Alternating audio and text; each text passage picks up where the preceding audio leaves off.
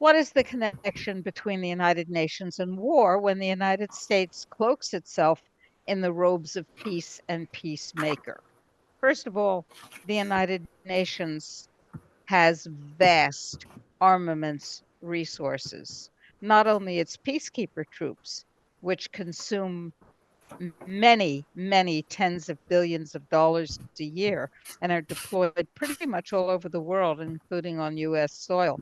The quote peacekeepers, and you have to remember when you're dealing with tyrants, you're dealing with Aesopian language, or jargon language, everything is inverted. If they say peace, they really mean war.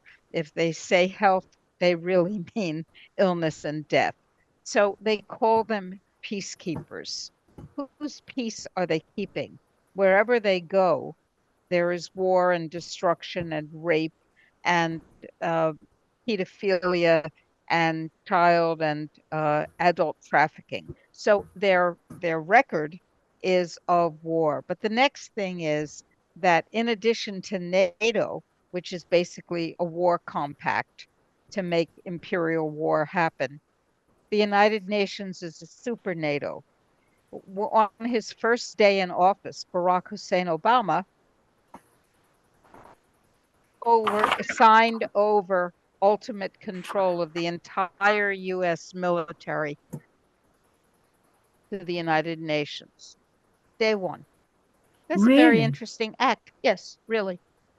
So the United Nations has the entire US military under its control at its beck, call, and disposal, which is not as bad as it sounds because our military has been deeply weakened and damaged by the vaccine, the COVID jabs, and lots of them have cancer and heart disease and so on. So it's not the fighting force that it was, but never mind.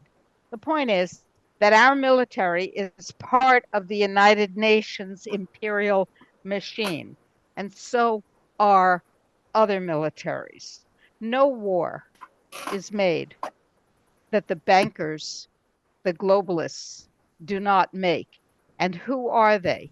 They are the people who compose the imperium behind the United Nations. They run the war system. They decide where there will be war. They decide what the war will be.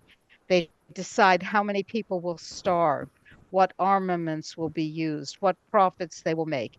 The United States Revolutionary War was funded by the same people. The US side was funded by the same people who funded the British side. That's the pattern. That's how it works.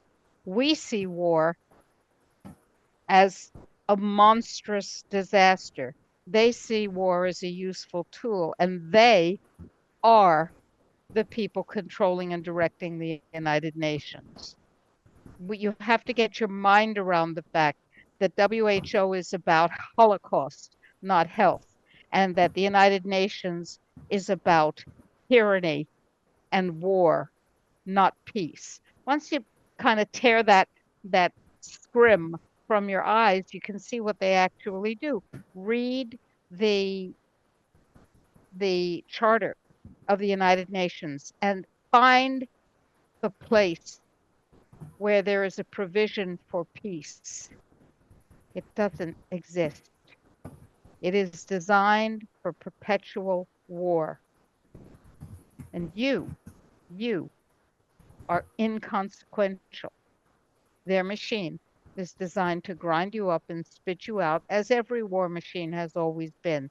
Propaganda and flags and bunting are just something to keep you participating docilely. And that's exactly where we are now.